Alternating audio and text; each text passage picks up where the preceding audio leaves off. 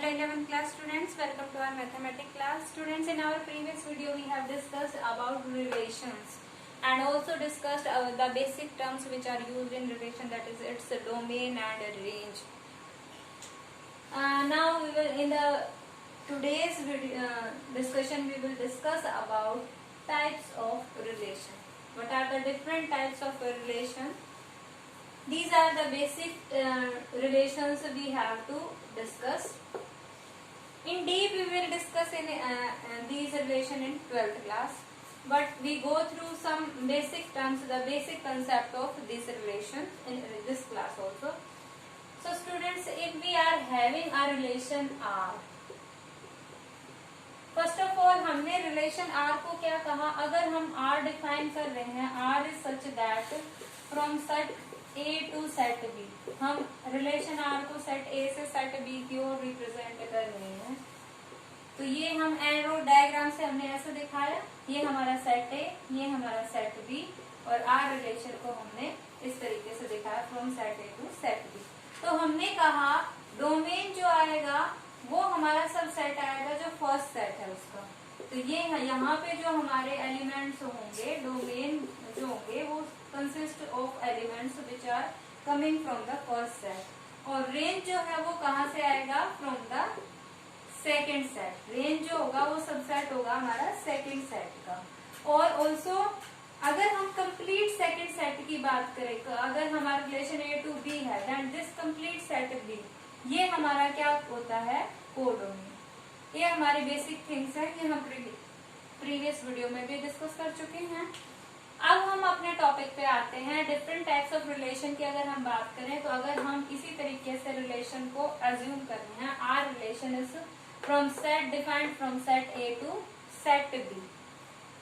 Then consider the first relation void, null or empty.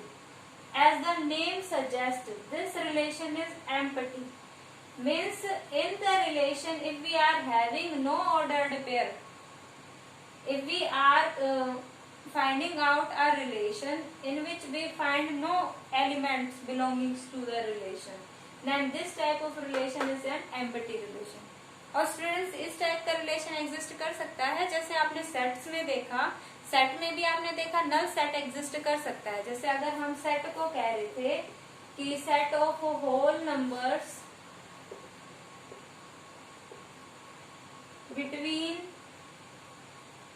3 and 4, तो अगर हम इसकी बात करें तो 3 और 4 खुद होल नंबर हैं, और क्या इनके बीच में कोई होल नंबर एग्जिस्ट करता है, नहीं करता. दैट मीन्स अगर हम इस सेट की बात कर रहे हैं तो इस सेट में कोई भी एलिमेंट नहीं जा रहा था, ये हमारा कैसा सेट था, नल सेट. सिमिलरली अगर हम रिलेशन में बात करें, तो अगर हम एक ऐसा रिलेशन डिफाइन करते हैं जिसके एलिमेंट्स हमारे एग्जिस्ट ही नहीं कर रहे, जिसमें कोई भी एलिमेंट है हमारा अकॉर्डिंग टू ए, क्योंकि हमारे आर में कैसे एलिमेंट्स जा रहे हैं जो हमारे Cartesian product A cross B में होने चाहिए. और अगर हमारा रिलेशन हम ऐसा डिफाइन कर देते जिसमें A क्रॉस B का कोई एलिमेंट ना आए, दैट मीन्स R के अंदर कोई एलिमेंट नहीं जा रहा, तो हमारा R क्या हो जाएगा, एम्प्टी रिलेशन, वॉइड रिलेशन, और we can say null relation. और ऑलवेज R जो है वो हमारा जो नल सेट है वो हमारा, क्योंकि रिलेशन को हम क्या कह रहे हैं, R is always a subset of the Cartesian product of the sets. तो ये, और हमें पता है जो नल सेट है वो हमेशा सबका सब सेट होता है. जितने भी हम सेट ले उनका बाय डिफॉल्ट ये ट्रिवियल हमारा सब सेट होता है जो नल सेट होता है. जो सेट खुद और नल सेट, ये दो ऐसे सेट्स होते हैं जो सभी सेट्स के सब सेट होते हैं. तो अगर हम रिलेशन में भी अगर इनको कंसीडर करें, तो जो हमारी कार्टेशियन प्रोडक्ट कंप्लीट खुद आएगी और जो हमारा नल सेट आएगा, ये दोनों ही टाइप के हमारे जो रिलेशन बन जाएंगे. अगर हम नल सेट की ऐसा रिलेशन जिसमें कोई एलिमेंट ना आए, तो वो हमारा कैसा रिलेशन हो जाएगा, एम्प्टी रिलेशन. और अगर ऐसा रिलेशन आ जाए जिसमें हम कंप्लीट कार्टेशियन प्रोडक्ट को इंक्लूड कर दें, तो वो हमारा कैसा रिलेशन आ जाएगा, यूनिवर्सल रिलेशन. क्योंकि हमारा कार्टेशियन प्रोडक्ट में सभी एलिमेंट जितने भी हम कंसीडर कर रहे हैं, जितने भी हम सब सेट बना सकते हैं, वो सारे किस में है, A क्रॉस B में है. तो मतलब जितने भी पॉसिबल रिलेशन है वो सारे एलिमेंट, सब के एलिमेंट एलिमेंट्स किसके अंदर आ गए, अब आर के अंदर आ गए, क्योंकि अगर हम आर को कह रहे हैं कि वो ए क्रॉस बी के इक्वल होगा, देन इन दिस केस जो रिलेशन है वो हमारा कैसा रिलेशन हो जाएगा, यूनिवर्सल रिलेशन। और ये दोनों हमारे जो रिलेशन होते हैं ये ट्रिवियल होते हैं, सभी के केस में ये दो रिलेशन तो मिलने ही है। आफ्टर दैट हमारा थर्ड रिलेशन है आइडेंटिटी रिलेशन। जैसा कि नेम सजेस्ट कर रहा है, आइडेंटिटी मीन्स एलिमेंट की खुद की आइडेंटिटी। अगर हम ए टू बी कोई रिलेशन आर ऐसे डिफाइन कर रहे हैं तो आर में ऑब्वियसली हमारे क्या आएंगे, ऑर्डर्ड पेयर आएंगे ए बी।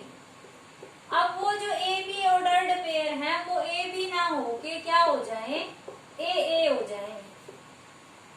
दैट इज जो हम एलिमेंट जो हम रिलेशन को वैल्यू दे रहे हैं, अगर वो वैल्यू देने के बाद उसकी इमेज भी सेम आ जाए तो हम क्या कहेंगे, जो आर रिलेशन है वो कैसा रिलेशन है, आइडेंटिटी रिलेशन।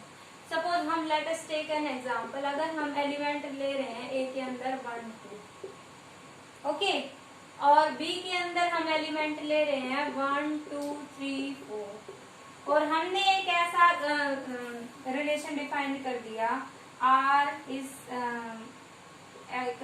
सच दैट, इसमें हम ऑर्डर्ड पेयर ए बी ले रहे हैं such that A is equals to B. तो यहाँ से अगर हम चेक करें तो इसके अंदर कौन से एलिमेंट आएंगे, ए का अगर हम फर्स्ट एलिमेंट 1 उठाते हैं तो बी के 1 के ए ही इक्वल है, तो यहाँ से पहला ऑर्डर्ड पेयर इसके अंदर क्या चला गया 1 1, और सेकेंड ऑर्डर्ड पेयर हमारा क्या चला गया 2 2, और कोई हमारा बचा ही नहीं। तो ये हमारा जो रिलेशन आ गया, इसमें हर एलिमेंट खुद के साथ ही रिलेट हो रहा है।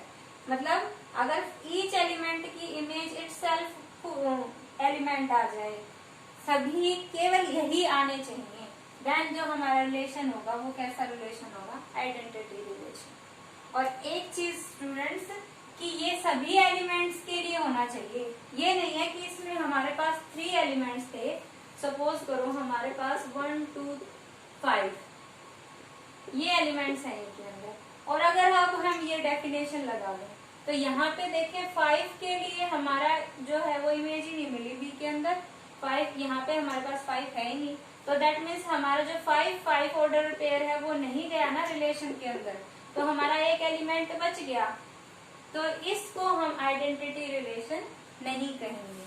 आइडेंटिटी रिलेशन वो होता है जिसमें हम फर्स्ट सेट का के हर एक element, for all element of set A we must have A, that is अगर हम केवल सिंगल ए सेट के ऊपर रिलेशन बात करते हैं, ए क्रॉस ए के ऊपर, तो for all A belongings to A we must have A belongings to the relation R. हर एलिमेंट के लिए हमारे पास ए ऑर्डर्ड पेयर जाना चाहिए रिलेशन के अंदर, देन हमारा रिलेशन कैसा होगा, identity relation. Next and very important, inverse relation. इसके ऊपर आपके क्वेश्चंस भी हैं एक्सरसाइज में। इनवर्स रिलेशन आपका जैसा नेम सजेस्ट कर रहा है स्टूडेंट, इनवर्स मतलब रिवर्स ऑफ द रिलेशन। अगर हम आर रिलेशन को कह रहे हैं फ्रॉम ए टू बी, तो जो बी टू ए जो रिलेशन आएगा वो हमारा क्या हो जाएगा, inverse of this relation R. अब अगर हम आर के अंदर एलिमेंट्स बता रहे हैं वो ऑर्डर्ड पेयर ए बी है such that A belongs to the first set and B belongs to the second set, then हमारे जो आर इनवर्स के अंदर एलिमेंट्स आएंगे वो क्या आएंगे, हम क्या कर देंगे, इन दोनों की को आपस में रिप्लेस कर देंगे, B by A by B. Interchange, we will only interchange the position of the ordered pair, okay. So we will have ordered pairs of type BA in the inverse relation, such that A belongs to the first set A and B belongs to the second set B. The same, if we are defining from set A to set B the relation R, then R inverse हमारा कहाँ से कहाँ जा रहा है, B to A, यहाँ पे हमारा क्या जाएगा, R inverse, ओके। उसके बाद स्टूडेंट्स हमारे पास कुछ रिलेशन आता है रिफ्लेक्सिव, सिमेट्रिक, ट्रांजिटिव। अगर ये एक चीज है, अगर ये तीनों ही रिलेशन मिल जाए, अगर कोई रिलेशन इन तीनों की कंडीशन सेटिस्फाई करते, तो ये तीनों मिला के जो रिलेशन बनता है उसको हम क्या बोलते हैं, इक्विवेलेंस रिलेशन। आप डीपली इस रिलेशन के बारे में 12th क्लास में पढ़ेंगे। अभी हमें केवल इनकी जो कंडीशन है इन रिलेशंस की, केवल उनके ऊपर क्वेश्चन करने हैं। तो first of all we are having the reflexive relation. What are the reflexive relation?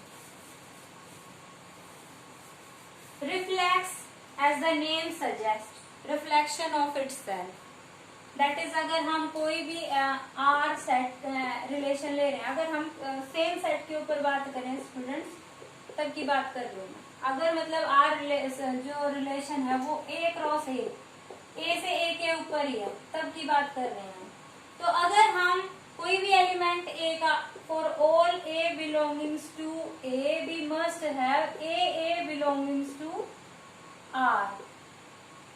Okay, अगर A के हर एलिमेंट के लिए हमारे पास A belongings to रिलेशन आ जाए तो वो हमारा क्या होगा, रिफ्लेक्सिव रिलेशन। अब स्टूडेंट्स आप कहेंगे कि आपने आइडेंटिटी रिलेशन में भी यही कहा था, अब रिफ्लेक्सिव रिलेशन में भी यही कह रहे हैं। दोनों में डिफरेंस क्या है स्टूडेंट्स? आइडेंटिटी रिलेशन में केवल यही ऑर्डर्ड पेयर आ रहे थे ए टाइप के, लेकिन रिफ्लेक्सिव में इनके अलावा भी आ सकते हैं। ओके, ये तो आने ही है, साथ में कुछ और भी आ सकते हैं। ओके, तो ये बात है कि अगर आइडेंटिटी रिलेशन है तो वो रिफ्लेक्सिव जरूर होगा, क्योंकि रिफ्लेक्सिव में तो आइडेंटिटी वाले सारे एलिमेंट्स तो आ ही रहे हैं, लेकिन रिफ्लेक्सिव में उनके अलावा भी कुछ है। जैसे अगर हम बात करें ए के अंदर एलिमेंट्स हैं 1 2, तो अगर हम रिलेशन के अंदर एलिमेंट्स डाल दें 1 1 2 2 एंड 1 2, तो देखिए ये तो हमारे एलिमेंट्स इस कंडीशन को सेटिस्फाई कर रहे हैं। और हमने ये भी चेक कर लिया, for each element belongings to A we are having ordered pair of type A in the relation. That means our this condition satisfied, so it is a reflexive relation. लेकिन आइडेंटिटी रिलेशन में हमारी क्या बात थी, जो each element R का था वो सभी एलिमेंट ही हमारे किस टाइप के आने चाहिए, A टाइप के आने चाहिए। इसके अलावा एक भी एलिमेंट हमारा रिलेशन के अंदर नहीं जा सकता। तो यहाँ पे अगर हम चेक करें तो 1 2 हमारा एक ऐसा एलिमेंट आ गया जिसमें A not equals to B आ गया, तो ये हमारा आइडेंटिटी रिलेशन नहीं है, लेकिन रिफ्लेक्सिव है। तो डिफरेंस समझ आया स्टूडेंट्स? रिफ्लेक्सिव जो है वो आइडेंटिटी रिलेशन रिफ्लेक्सिव है, लेकिन सभी रिफ्लेक्सिव रिलेशन आइडेंटिटी रिलेशन नहीं हो सकते, क्योंकि जो रिफ्लेक्सिव है वो बड़ा है और आइडेंटिटी रिलेशन जो है वो इसका सबसेट है। रिफ्लेक्सिव में आइडेंटिटी रिलेशन के एलिमेंट्स के अलावा भी एलिमेंट्स हो सकते हैं। Clear? Now our next relation is symmetric relation. As the name suggests, symmetric. अगर एक चीज दूसरे के सिमेट्रिक है, that means अगर हम कह रहे हैं let AB belongs to R for all AB belongs to A. अगर हम R रिलेशन को बात कर रहे हैं किससे किसके ऊपर है, from A to A, that is R is subset of Cartesian product A cross A. इस टाइप के रिलेशन की बात कर रहे हैं। इन जनरल आप यहाँ पे B कर सकते हैं, procedure will remain the same. Okay, यहाँ पे हम दोनों A के ऊपर ही बात कर रहे हैं, तो सभी एलिमेंट्स किसके अंदर जाएंगे, फर्स्ट सेट A के अंदर जाएंगे। अब यहाँ पे अगर हम A B belongings to R दे रहे हैं, तो इन सभी के लिए अगर हमारे पास if BA also belongs to R, for all AB belongs to R, means अगर हमारे पास AB belongs to R है, उन सभी AB के लिए अगर हमें BA भी रिलेशन के अंदर मिल जाए तो वो हमारा रिलेशन कैसा हो जाएगा, सिमेट्रिक। जैसे अगर हम एग्जाम्पल R रिलेशन ऐसे ले लें, A के अंदर एलिमेंट्स हमारे यही ले लें, 2 का की 1 2 है, और हम कह रहे हैं 1 2 2 1 1 1, तो यहां से अगर हम चेक करें तो 1 2 ए बी टाइप का हो गया। 1 2 के लिए हमारे पास क्या मिलना चाहिए, इसका रिवर्स बी ए, 2 1 मिलना चाहिए। देखो 1 2 के लिए 2 1 मिल गया, 2 1 के लिए देखें तो 1 2 मिल गया। अब नेक्स्ट एलिमेंट तो कौन बचा 1 1, तो 1 1 को भी अगर आप इंटरचेंज करेंगे तो अगेन हमारा क्या मिलेगा 1 1, तो ये यही वाला रह जाएगा, ये हमें चेक करने की जरूरत नहीं है। तो ये हमारा कैसा रिलेशन है, सिमेट्री। लेकिन अगर देखिए अगर हम बात कर ले 3 एलिमेंट्स की, अगर हमारे पास ए के अंदर 3 एलिमेंट्स है 1 2 3 और हम आर के अंदर एलिमेंट्स ले रहे हैं 1 2 2 1 2 3 2 2, अगर आर के अंदर ये एलिमेंट्स है देन चेक कीजिए 1 2 के लिए तो हमें 2 1 मिल गया, लेकिन और 2 1 के लिए 1 2 मिल गया, तो इन दोनों के लिए सिमेट्रिक प्रॉपर्टी सेटिस्फाई होगी। लेकिन अगर 2 3 के लिए देखें तो अगर इसको हम ए बी टाइप का देखें तो हमारे पास क्या मिलना चाहिए था 3 2 मिलना चाहिए था, क्या इसके अंदर है, नहीं है। दैट मीन्स सिमेट्रिक के लिए हमें एक ऐसा ordered pair 2 3 belongings to R मिल गया जिसके लिए हमारे पास क्या है 3 2 not belongings to R. That means हमारी कंडीशन सेटिस्फाई नहीं हुई, तो ये हमारा सिमेट्रिक रिलेशन नहीं है। And the last relation is transitive. Transit करना, ट्रांजिशन कह सकते हैं हम, एक से दूसरे में, दूसरे से तीसरे में, तो फर्स्ट से थर्ड में हो जाए। इस तरीके से अगर हम कंपेयर करें तो डेफिनेशन इसकी ऐसी ही है।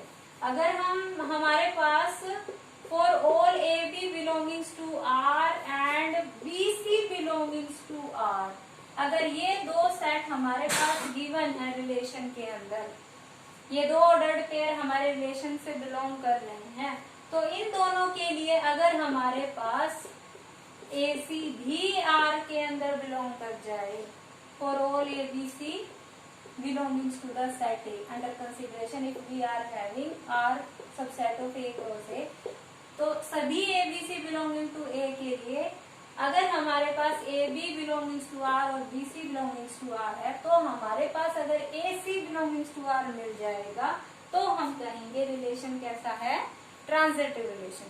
जैसे अगर हम एग्जांपल लें, ए सेट हमने यही उठा लिया, इसके अंदर 3 एलिमेंट्स ले लिए 1 2 3, और आर रिलेशन के अंदर हम एलिमेंट्स डाल रहे हैं 1 2 2 3 1 3 3 2 2 1 1 1, ये एलिमेंट्स। तो यहाँ चेक कीजिए 1 2 2 3 1 2 2 3 that is A B B C, ये हो गया, ये दोनों हमारे बिलोंग कर रहे हैं, तो इन दोनों के लिए हमारे पास क्या मिलना चाहिए 1 3, फर्स्ट ऑर्डर पेयर का फर्स्ट और सेकेंड ऑर्डर पेयर का सेकेंड, ठीक है। 1 3 हमारा देखिए एग्जिस्ट कर रहा है, तो इसके लिए तो सेटिस्फाई होगी ट्रांजिटिव की। नेक्स्ट एलिमेंट पे अगर हम चलें तो यहाँ पे देखिए 1 3 3 2, तो उसके लिए हमारे पास क्या होना चाहिए था 1 2, क्या 1 2 है, मिल गया, तो इसके लिए भी सेटिस्फाई होगी। नेक्स्ट हमारा यहाँ पे आए हम, इसके लिए चेक हो चुका, इसके लिए हो चुका, अब इस पे आए 3 2 2 1, 3 से 2 2 से 1, अब क्या मिलना चाहिए हमारे पास 3 1 मिलना चाहिए, तो क्या 3 1 है, नहीं है, तो हमारा एलिमेंट्स जो है वो 3 2 बिलोंगिंग्स टू आर और 2 1 बिलोंगिंग्स टू आर के लिए हमारे पास 3 1 नॉट बिलोंगिंग्स टू आर हो गया, तो कंडीशन सेटिस्फाई नहीं हुई ट्रांजिटिव की, दैट मीन्स ये हमारा ट्रांजिटिव रिलेशन नहीं है। So students using this is a shortcut method जिसमें आप देखते ही बता सकते हैं। सिमेट्रिक में हमें रिफ्लेक्सिव में हमें देखते ही क्या मिलना चाहिए, डबलेट मिलना चाहिए 1 1 2 2 3 3, ए में जितने भी एलिमेंट्स हैं उनके सभी के अगर डबलेट मिल जाए दैट मीन्स वो रिफ्लेक्सिव है, अगर एक भी एलिमेंट के लिए डबलेट नहीं है तो रिफ्लेक्सिव नहीं है। सिमेट्रिक के लिए क्या देखना है, हर एक एलिमेंट का के ऑर्डर्ड पेयर का उल्टा भी मिलना चाहिए, हर एक 1 2 के लिए 2 1 है, 2 3 के लिए 3 2 है, 3 2 के लिए 2 3 है, 3 3 के लिए 3 3 है, अगर सब मिल जाएंगे तो सिमेट्रिक है। ट्रांजिटिव के लिए हमें क्या देखना है, इस तरीके से लेके चलना है 1 2 2 3 तो 1 3 मिलना चाहिए, ओके। अगर इस तरीके से हमारे 3 के सेट मिलते हैं तो वो हमारा transitive. So students, practice this concept, try to understand and try to solve all the examples of your exercise and also complete your exercise 2.2 in your fair notebook. Thank you. Have a nice day.